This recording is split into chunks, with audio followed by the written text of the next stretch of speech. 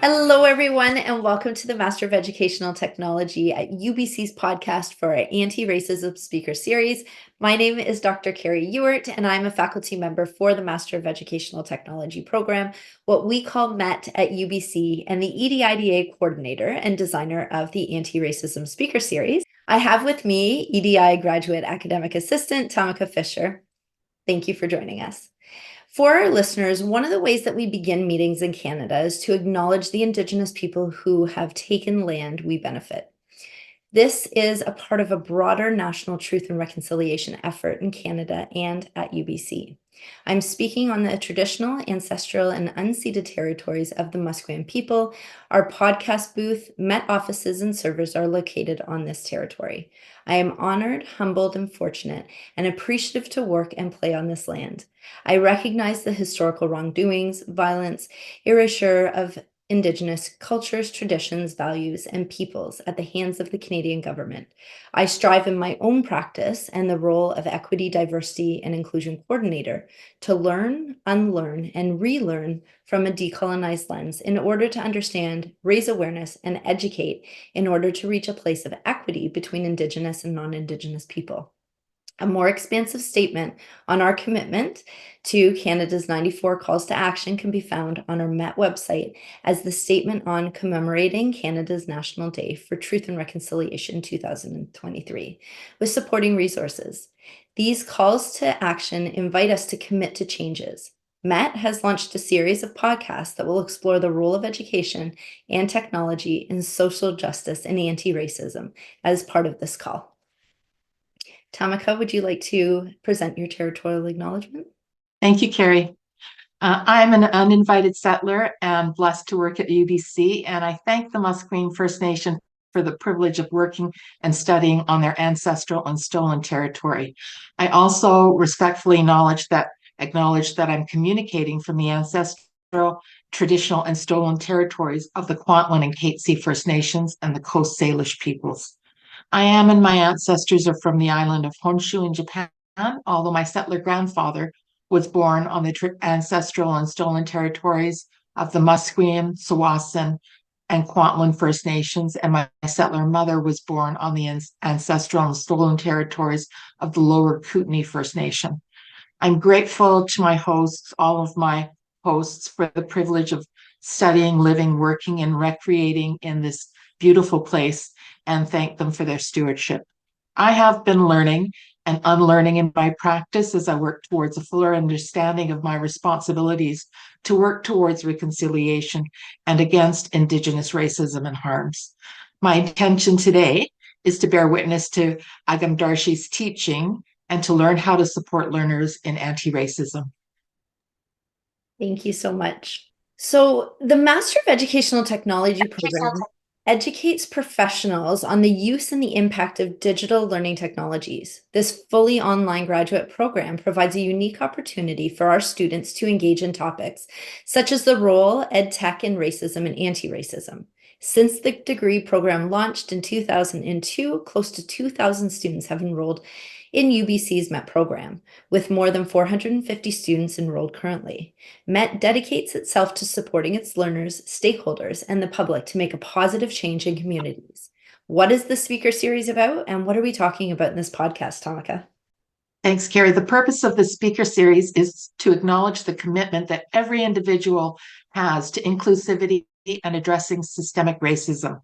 With a focus on anti-Indigenous, anti-Black, and anti-people of color racism, this series seeks to identify the responsibility educators and leaders have to facilitating and supporting anti-racist approaches and strategies within their practice to enhance and transform learning environments and learning cultures. With a specific directive being digital technologies, presenters and guests will discuss racism and tools to support equity, diversity, inclusivity, and the changing dynamics of the digital age. As a result, at MET, we are committed to a follow-up to each presentation of the speaker series with a call to action challenge.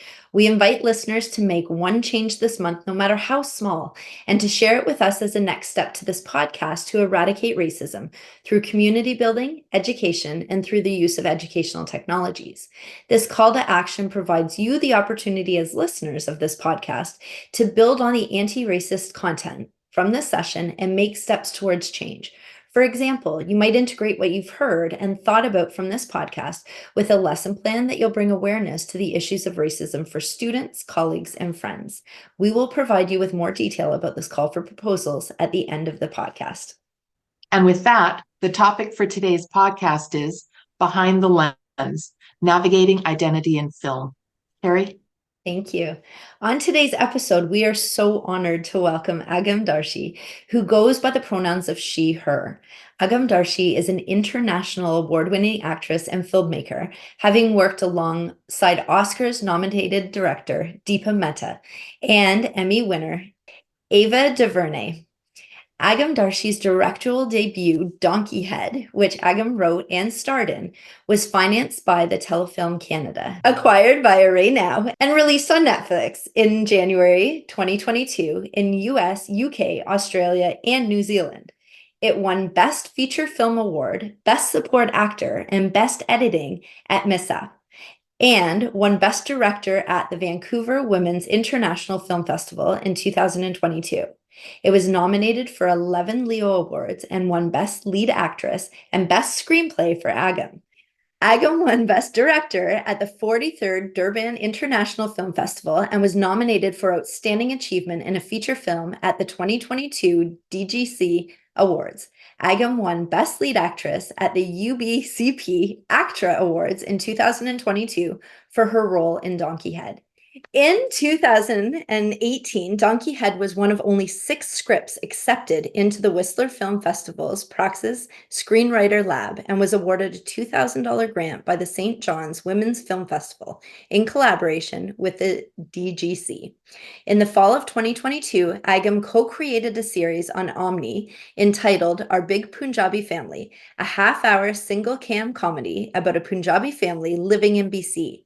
Agam has continued directing for television and recently wrapped an episode of Allegiance for CBC. Agam is a recipient of the illustrious film independent project Evolve 2020 Fellowship as a writer and the co-founder of ISAF, the Vancouver International South Asian Film Festival, which is currently in its 14th year.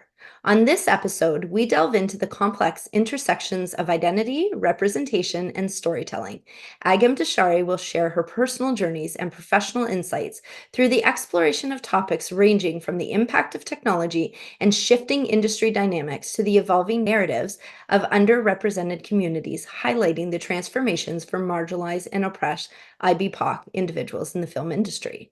From discussions on South Asian narrative to unpacking the toll of colonialism on film, this episode offers a deep dive into the multifaceted layers of race, gender, and culture in cinema.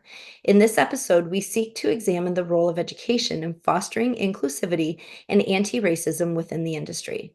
From challenging notions of authorship to navigating the complexities of intersectionality, this dialogue will shed light on both the progress made and the obstacles yet to overcome.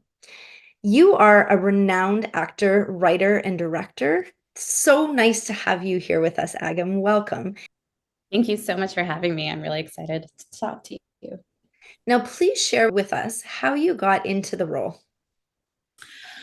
I have a degree from University of Calgary in visual arts. I have a BFA in visual arts with a focus in photography and a minor in theater. And when I ended up moving to Vancouver soon after, I was encouraged to get an agent. And so I did without much expectation.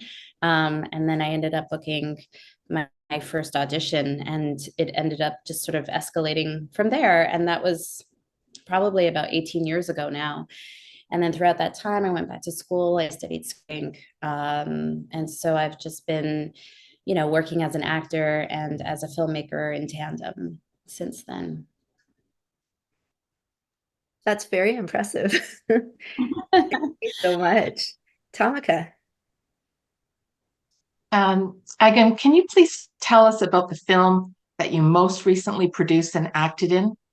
What is the premise? Yeah, the film is called Donkey Head, and it's about a woman named Mona Guman who has been she's a failure at life. She's a failed writer, and she's been caring for her ailing traditional South Asian father for the past 7 years. And when his health takes a turn for the worst, her three very successful siblings come back home to take care of the situation. So it's a film about family. It's a film about starting over. It's a coming of age film a few decades late, because traditionally we tend to see coming of age stories as being something that happens when you're 16 and beautiful. But she's almost inching 30, oh sorry, 40, and you know and there's nothing not beautiful about that, but it's just traditionally we don't usually see people kind of really having to start over at that age. So yeah, it was a lot of fun to make. It was a beautiful film. I just want to say I watched it and it felt the emotions were so real. Hmm. Um, Thank you so I much for really taking noticed that. the time. It's so funny. You make films and you never know who's actually going to have a chance to watch it. And when they do, it just feels it's amazing to me. I'm like, wow, you spent 2 hours of your life to watch this film. I'm so grateful. Thank you. Thank you. It is. And I love that you created this premise that was so outside that status quo, that norm, that coming of age. And I think in society, we've seen a new round of coming of age. And it's not necessarily with so much going on. That new coming of age tends to be older and older. And I love that you introduced everybody to that particular piece. So thank you for that. Thank you. Now, just in your career and in all the things that you do, what would you say have been your greatest transformations or the greatest transformation that you've seen in the industry since you started? Maybe both positive and negative. Um, I feel like over the last 18 years that I've been acting and making films, I think I think story has just become more nuanced. And when you really think about it, the film industry is not that old. It's about 100 years old. But story obviously is very, very old. But I feel like we're still very much at the beginning of what it is to make film, and so I think over the last few decades, we've seen stories and characters just become a lot more specific, a lot more nuanced, which is really exciting, right? Because within its specificity, there's universality. And so I think as a result, we're connecting more and we're seeing more of ourselves and others. So that's a positive part. In terms of the transformation that perhaps is a little more negative, I mean, uh, I think the pendulum has been swinging just in terms of the politics of story um, and as it should. But I do think as a result, I feel like a lot of artists now are feeling sort of the pressure to get it right. I think um, there's a lot of questions these days about, like, well, where is the art in this if I have to be so like correct in my opinion? And the fact is, human opinion and humanism and the way we behave is not correct. It's flawed, it's messy, it's ugly. We are all full of sort of our own judgments. So where does that live if you're trying to create truth in story? And especially because people are so fast, like we have these keyboard warriors who like want to give their opinion about things but don't necessarily want to show their face with those opinions. And so people can get really clawed down fast if they misstep, or if they have an opinion that perhaps is unpopular. There's very little room for discussion these days, and a lot of judgment instead. And so I think that's what I'm seeing. That's interesting that you say that, because in the past it was expert critiques that would actually watch and critique the film and provide a very extensive overview and their opinion of the film. But that was basically premised and based in their own expertise and the schooling and the experiences that they've had. Where nowadays everybody's an expert or thinks they're an expert. And it has opened up, the social media and multimedia has opened this incredible lens in some ways for people to have a voice and to be honored, and in something that wasn't necessarily there in the past, but at the same time it adds that hindrance. So even though those narratives, more and more people are speaking their truths, more and more people are critiquing those truths and not necessarily based on a very solid framework of evidence. So it's interesting that you mentioned that. Thank you so much. Yeah, I mean, I think it's great that we have that ability to say our opinions. I think the issue though is that it's no longer a dialogue. It's now just a judgment and you're canceled. And so I've seen that unfortunately a lot where people aren't even listening. I think that's really what it comes down to. Yeah. And that critical dialogue is so important because it has both senses of understanding. So Yeah. thank you very much. Tamika. How has technology impacted your industry, Agam? Yeah, I mean, um, well, COVID happened and everything became very independent, in a lot of ways. So, as an actor, for example, prior to COVID, you used to drive to your audition like they have for many, many decades, and you had a little bit of an audience. You had a casting director there watching you perform, and now everybody auditions from home, which is incredibly beneficial, especially if you're traveling or whatnot. But it's basically your audience is your, in my case, my husband, who reads with me when I'm doing my audition, and you just don't really know who sees the audition. So it's just basically become like this very sort of personal experience to audition and to perform. AI is also a huge topic these days as well, and that's the reason why the strikes happened over this past year, and just sort of what is the place of technology and AI, and where does creativity come from, and can AI actually replace like our own human creativity or not? It's something that I think a lot of people in the industry are really afraid of. And then also, I think just because of the rapid growth of technology, just using something like our iPhones to be able to make movies these days has made it so much cheaper to be able to um, tell a story, which is really exciting because it used to honestly require hundreds of thousands of dollars to make a film. And now, you can make one on your iPhone, edit it really well, and then just throw it up on YouTube and see what happens. And so that is actually really exciting. And then just what we consider to be story, and the stories we create on social media, those little 1-2 minute bits, like that is a way for us to get our voice out there as well. So it's become so much more accessible, which is incredible and exciting, and also kind of hard to wrap our heads around, especially I find for myself being older and having grown up with actual feature length movies, to have to think about creating a story that's 2 minutes long and what I want to say. Like I have a really hard time sort of shifting my own perspective about that, and how to do it. But it seems like kids these days can do it. So it's interesting. It's interesting that you're talking about social media and the 2 minute bits. I agree. It's great that it's a lot more open. Now, do you find that because of social media that people's attention spans are getting a little bit shorter, or no? Oh, absolutely. Yeah. I mean, you have to really kind of, especially for TV, I see this more.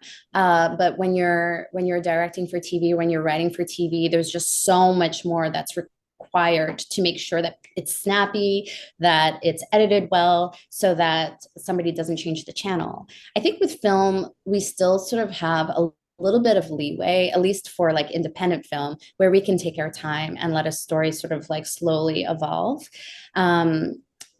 But yeah, generally speaking, people want to sort of see a barrage of information. I mean, we're also faster at processing. It's not good or bad. It's just sort of the evolution of how we're thinking of media, of how story is being told. And maybe in some ways it's good. I mean, when you look at the film, I'm just thinking about Everything Everywhere All at Once.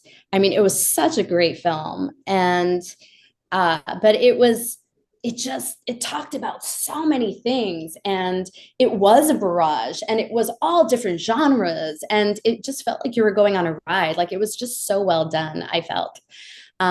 So I think it's really exciting in terms of just how we're processing information and then how we're going to be able to tell those stories. But it's definitely a learning curve, I think, for a lot of us. Funny, Time magazine Keri? published an article indicating that humans' attention span is less than that of a goldfish. And they're saying in this day and age, it's less than 6 seconds. So within the first 6 seconds, you almost need to capture that audience. And who knows how much truth is to that, but at the same time, it just demonstrates that wave of where we're going, where we've been, how things are transient and changing consistently. And with that, I'm wondering the notion of whiteness, where does that enter into the industry?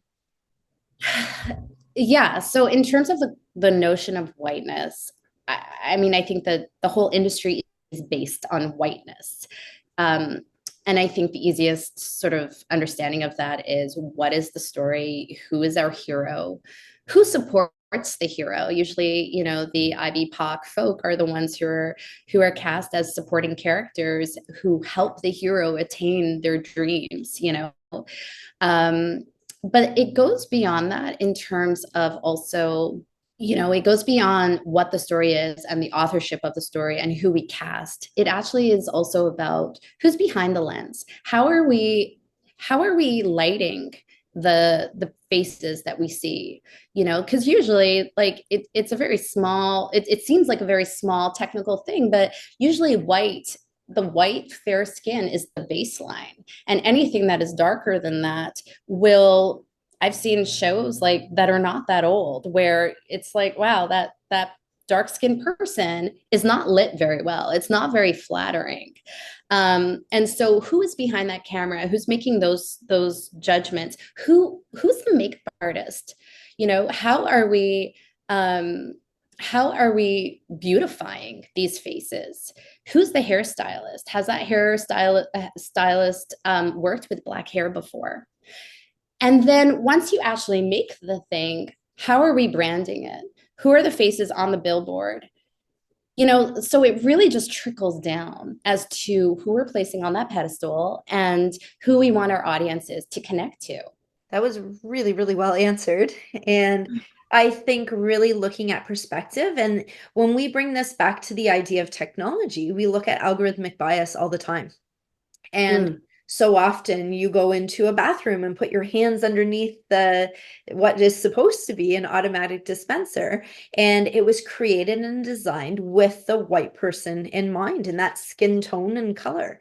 And same thing with unlocking iPhones at the beginning. And same thing with, who is behind that lens? Who is the decision maker? Who is it representative of all communities and all people, or is it specifically geared towards that whiteness? So I really love that answer. I think that was really fantastic, and so much alignment with so many other areas as well.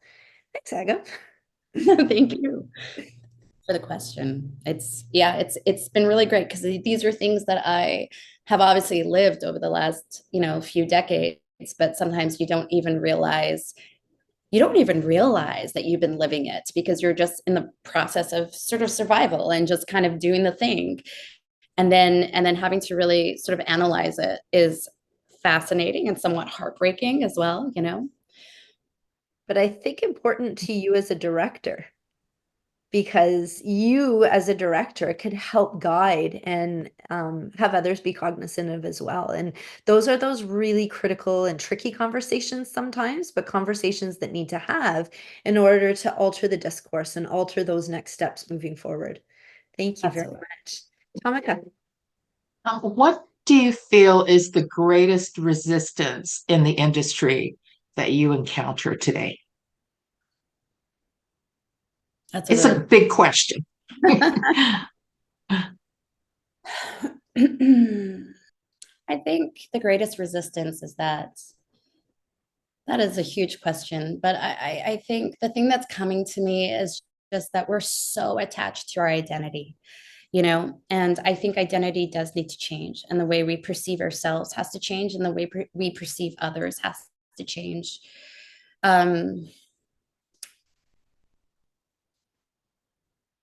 Yeah, it's just so fascinating because of what is happening in the world politically, globally, and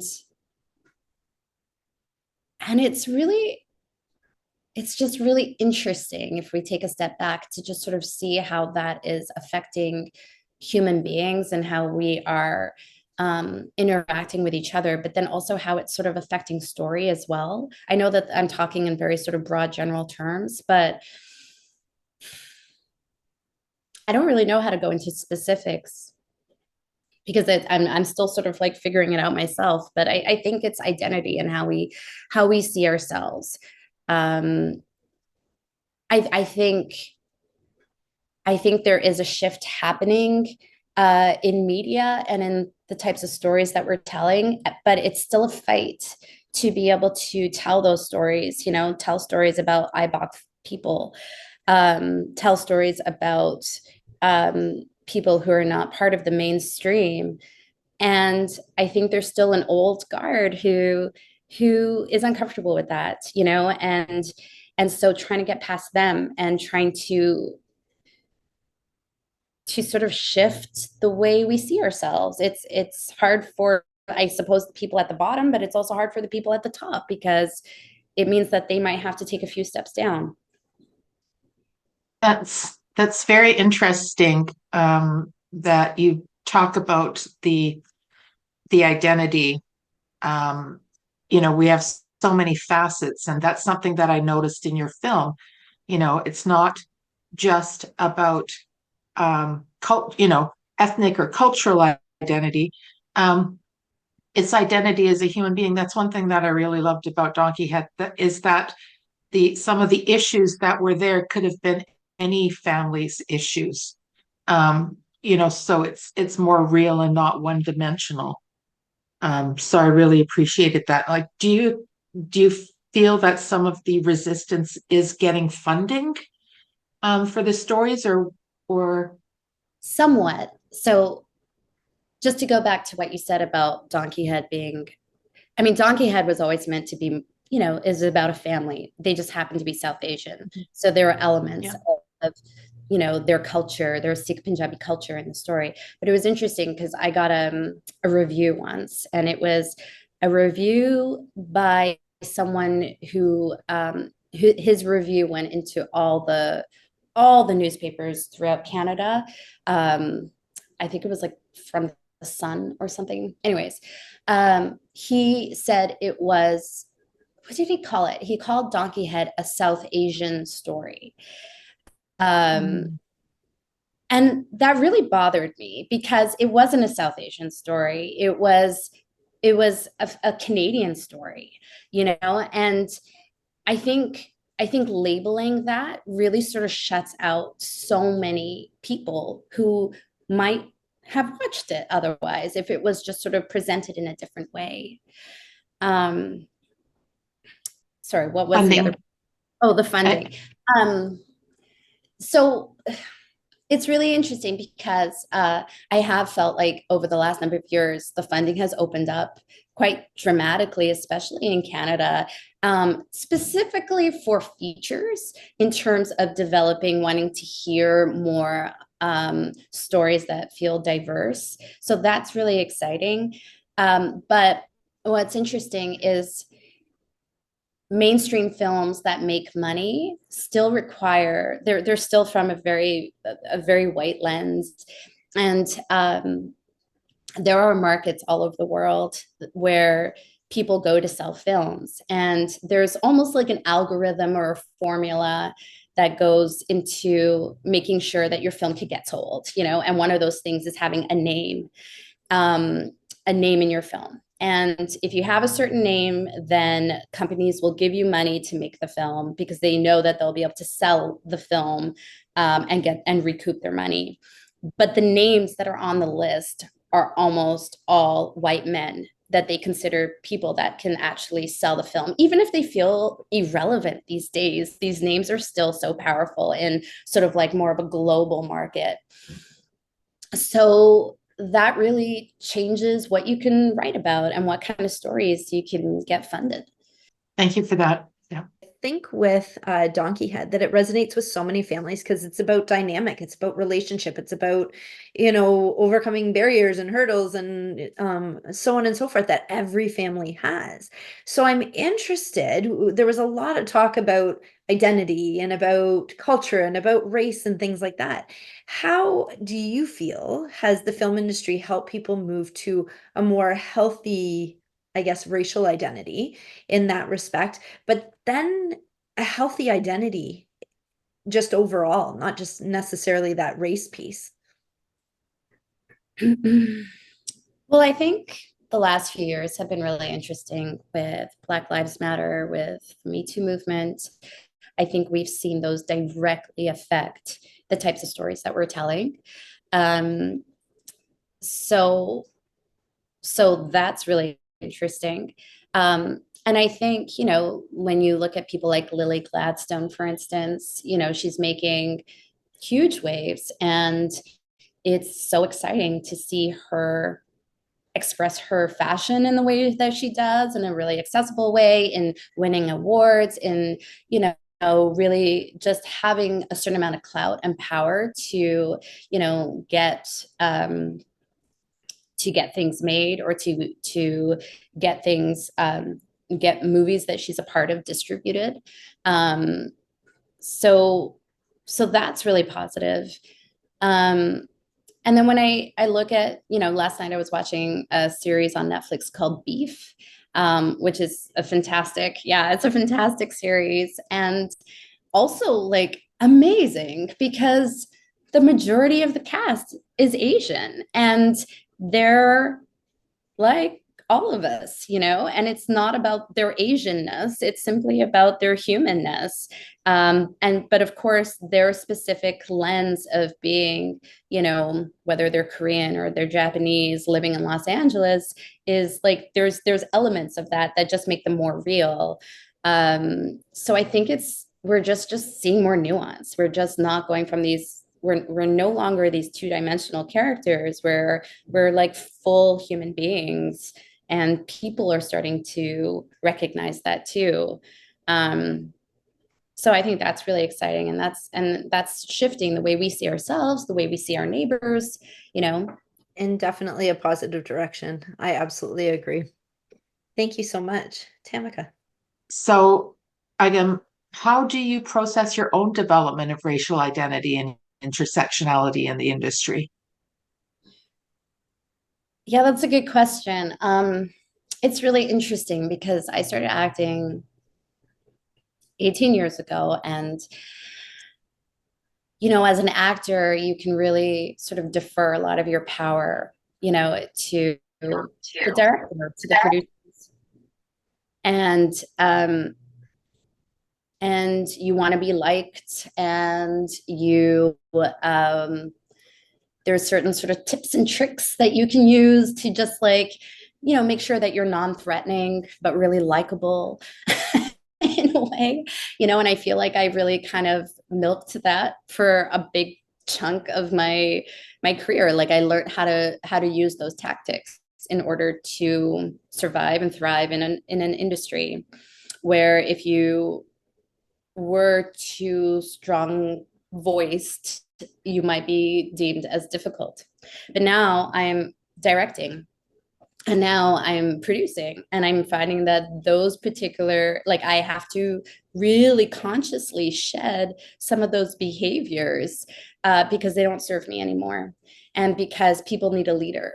They're not looking for me when I'm in those roles to be likable. They're looking for me to have a vision and to lead, and to be able to manage other people's expectations. And so I'm finding that that's really hard in some ways, especially because all of my other stuff comes up as a woman and then a woman of color, where I may not, at least at the beginning, be given the credit or the benefit of the doubt, if as I would have if I looked differently. If I looked like, a tall white man with a big voice, I would maybe have immediate credibility just by entering a room, but I don't. And so I have to find other ways to sort of allow people to trust me. I think that's really actually the biggest thing, is that as a director, as a creative person, you you have to be trusted. And that trust, especially, I'm finding I have to earn that trust. I have to work really hard to make sure that people can trust me. And in the process of working really hard to make sure people can trust me, you might have to put up with a lot of people's bullshit, as you're navigating it. But then you're also putting up with your own bullshit because you've been sort of raised a certain way, or you've been living your life in a certain way that you're still convincing yourself, oh, do I have credibility here? Is that person being passive aggressive with me? Do they not trust that I can do this job? So there's a lot of things that you're juggling. But I think that's probably how I feel like things are shifting for me, and my own sort of understanding of my own race and my own identity. Thank you for that. It just really sounds like you have, as a South Asian female director and actor, that means that you have a lot of emotional labor, much more so than some other actors, to go through to do your work even. So yeah, it's really interesting because for the most part, I don't like to think about it, because I think if you do, it just gets kind of depressing. But every so often, you're kind of faced in these situations where you're like, oh gosh, like you just know that if you looked a certain way, you probably wouldn't have to be putting up with certain behaviors. But there's nothing you can do about it. So it's like, okay, so now how do I navigate this? And how do I navigate it in a way that feels healthy to me, where I'm not, feeling just sort of like the intense pressure, where I can laugh at it, where I can just also let it go and be like, oh, this is your issues. Or how can I do it in a way that feels curious? And so this is an ongoing process. And I feel like I'm kind of still at the beginning of this, my own ability to do this and this journey. I think a lot of people have just within our series and everything have spoken to that imposter syndrome. And it's just, how do you overcome that feeling that has been placed on society of, do I belong? And of course you belong to be, you're incredible. And so we've spoken at length, and I just want to extend this just by a little bit, and I think we'll move on, is the whole essence of race and the importance of race and identity, but how has that impacted the film industry? And again, we're seeing new waves and new narratives, and the progression to more equity throughout the film industry. So I'm interested in, knowing your stance, and you've already kind of touched on it, on the impact that race has on the industry at this point. I think race is on everyone's mind, and it's exciting because, like I mentioned, like stories are just becoming more nuanced, and we're not just painting it all with a brush of like, okay, well, these are like the Asian characters and they all behave the same, or these are the South Asian characters and they all are the same. It's like, it's not like that. We're starting to really get into the nitty gritty of like, but where exactly are they from, and what caste system, and what are their, you know, what are their relationships with each other. And I think that's really interesting. It's such a layered question in terms of race and story, because I think something that I think about quite often, and this isn't always the most popular opinion, but when I first started acting, the goal for every person, every IBPOC person was, please just, don't make me, or every South Asian person was, please don't cast me as the taxi driver with the funny accent. Like everybody wanted to have something that felt juicier, and they wanted to play, like I wanted to play a Julie or, a Sarah, not, a Belinda. Now, all these years later, we're excited to play Belinders. Like I'm excited to play somebody from my own culture, because I know that the quality of that character is becoming so much more nuanced. It has so much more depth. It's more of a real person. I think what's interesting is that now there's a lot of discussion about, well, if you're going to play Gandhi, Gandhi has to be a Hindu man that lives in this particular region in order to be able to authentically play it. Or if you're going to play Miss Marvel, you have to be a Muslim girl because she was written to be a Muslim girl. And yes, that is true. But I guess what I ask is, but what about the other aspects of that person? Is Gandhi was more than just a Hindu man. He was a lawyer. He was afraid of public speaking. He was a father. He was a husband. Miss Marvel is, an American teenager who I don't actually know other aspects of her personality, but she was a daughter, and she's a sister. All I'm saying is our humanness is now being sort of reflected only in our race. And we are so much more than that. And so I don't know how you balance that out, because it is really important to cast authentically. But at the same time, where does that leave the people who are, a mix of all sorts of things? Where does that leave artistry? Where does that leave the imagination to say, well, you know what? I know this about Gandhi. I know what it's like to fight for something, to starve for something. Is that worth just as much as saying, well, but my parents were Hindu, and so I'm allowed to play this character? And I think you're speaking to the intersectionalities at play, and the fact that people are more than just their race, or more than just their gender, or more than just, that the narrative has so many intersecting layers, and it's important to really understand those intersections. So thank you very much. Tamika. If someone is cast as being Hindu, and that is a part of the movie that needs to be represented, then the actor being hired for the role needs to be Hindu?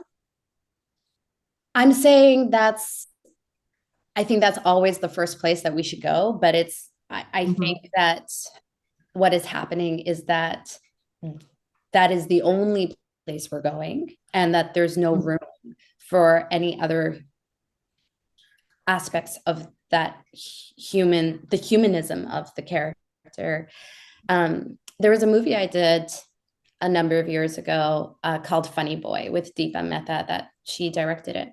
It's based on a novel of the same name, and it's set in Sri Lanka, and it's about an upper class Christian Tamil family in the 70s and 80s.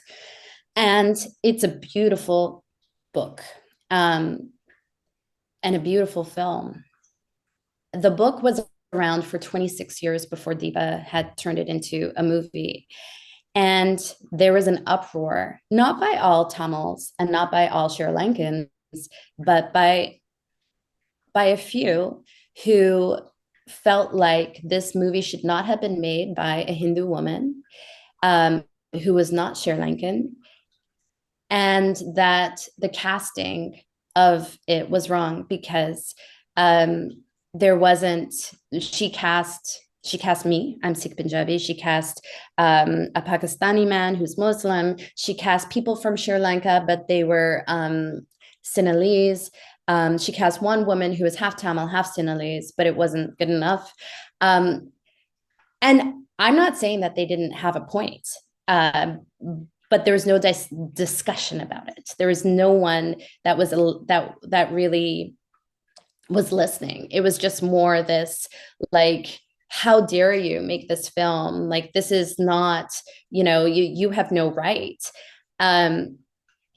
There was no one listening to the fact that, this is a story about a young gay boy, and homosexuality is still considered illegal in Sri Lanka. So there was a lot of people who didn't want to audition for this role,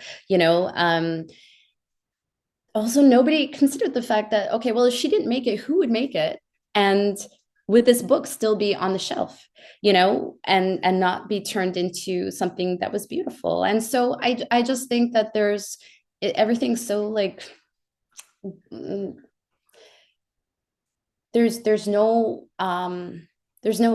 everything's so black and white, there's just no color, there's no ability, there's no shades of gray in terms of really kind of seeing that this is a spectrum. This is not an issue that is either good or bad. It is just, there's no listening. I hope that answers your question. That does. That gives me a lot more clarity. Thank you. Sorry about that. That it's such a, in a way, it's such a big topic, I think, too. It's a huge topic. Yeah. Authorship. Yeah. Who's in charge of stories? I think it also presents so many of the barriers that still exist, It really does. Yeah. So in your opinion and experience, how does education factor into creating an inclusive, equitable, and anti-racist lens in the film industry? I think what are your thoughts?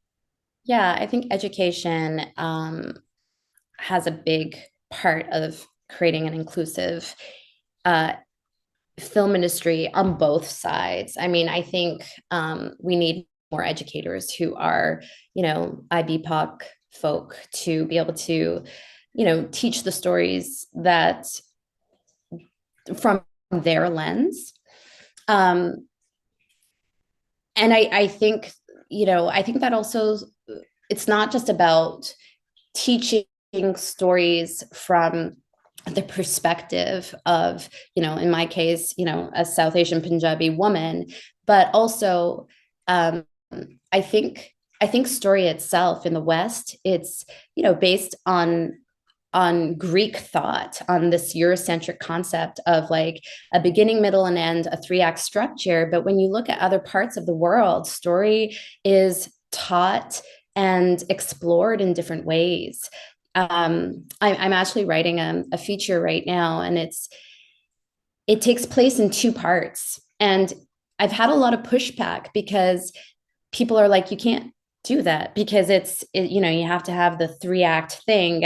And so it's been really interesting being like, but why can't you do that? Why can't you break the rules? And so I think it would be just really interesting to bring within the educational field just more ideas as to how we tell stories and the process of telling stories that isn't necessarily from this very sort of Eurocentric way that we've been doing it for the last number of years. But then on the other side of things, within the industry itself, I think I think it would just be, I think people in the industry just need more education as to how we communicate with one another, what we can learn from experiences. I just recently did a postmortem for, I directed an episode of TV, and they wanted to just kind of get an understanding of what worked from the experience, what didn't work. And it was I was in the Zoom with HR, with the producer, and with a diversity and inclusion woman. And it was the first time in my entire career that I ever had the opportunity to actually speak about my experiences and how I was affected. And they were speaking to a number of people, you know, and so just collecting data and information, which was so smart. But that rarely happens. You know, the way the film industry works is it's a business, and it's also based on really sort of old school ideas, and so they do the things that the way they do it. It's a very sort of masculine way of making art, and so there's not a lot of like process, and there's not a lot of ways to sort of allow yourself to reflect on an experience. And so I think that's why actually there's been so much talk, well, a few years ago, about Me Too, is because nobody reflects. It's just sort of on to the next, and we just keep doing things the way we've always been doing this, and then it's sort of like a volcano, and then everything explodes. Whereas I think if we had just more time to process and to more discussion around that, you know, just more discussion, more space for rehearsal, more time to get to know each other. It seems like such a frou-frou thing from a money standpoint and from a producer's standpoint, but I think all of those things actually end up with a better result in the end. Thank you for that, Agam. Keri? I think that resonates with so many people, is just having that time to talk and to discuss and listen. Even more importantly, to listen to each other's experiences and ideas and struggles and misfortunes and how they pick themselves up and everything. There's so much to learn from that. And I think so much to grow. And something that you had mentioned is just saying, just in the whole development of the narrative and story elements and things like that, recognizing that there's so many different ways of doing it, and not necessarily from this Eurocentric colonialist supremacist type viewpoint. So it's looking and opening up to what are the other possibilities? How might we be able to open that dialogue and explore new ways of learning, knowing, and doing? And in this respect, that's exactly it. So at that point, I would like to ask if there's anything that you would love to share that you didn't get a chance to address, that you didn't have points shared. If you would love to do that, we'd love to hear it. I think there's just this one question about what is the South Asian narrative, which I thought was really interesting because it took me a while. It sort of stumped me. What is the South Asian narrative? And when I was thinking about it, I realized actually, because like South Asia, India specifically, is just so vast, so many different languages, so many different people, that there is like, it's so hard to actually say what the South Asian narrative is, because like as a Sikh Punjabi woman, a Sikh Punjabi is like, we're sort of displaced people, right? And so that's why there's so much immigration outside of India and to other places. And our relationship with South Asia and with India is very different than, you know, someone who's Muslim or someone who is Hindu, for instance. And so I just thought that was really interesting. And I think as a result, we haven't quite found our voice and our footing sort of in the stories that we're telling right now in the West, in Hollywood. It's happening more and more, but when I look at other groups, I just think that it's exciting actually to see what like Korean Americans are doing, what Japanese Americans are doing. Like Beef is such an exciting series because you really are starting to see just, or shows like, or movies like Everything Everywhere All at Once, like they're just, it's so well made. And so nuanced and very, very specific. And I just think, yeah, I'm excited to kind of see where South Asians go, with as we start learning more about our own identity and how we sort of fit into, the West. And I think and Tamika, we can both say that we're very excited for you to keep writing and keep producing and keep directing, and so that these stories can be told, and so that your voice is heard, which is really important. So we would love to thank you so much to our guest, Agam Darshi, for your very thoughtful, very impactful, very enlightening responses to our questions today that address the behind the lens and navigating identity within film industry. Thank you so much. Thank you so much. Thanks for having me. Thank you, Agam. You really helped us unpack anti-racism in a clear and dynamic way. You are extraordinary, and you are opening so many doors for people that come after you. It's just amazing.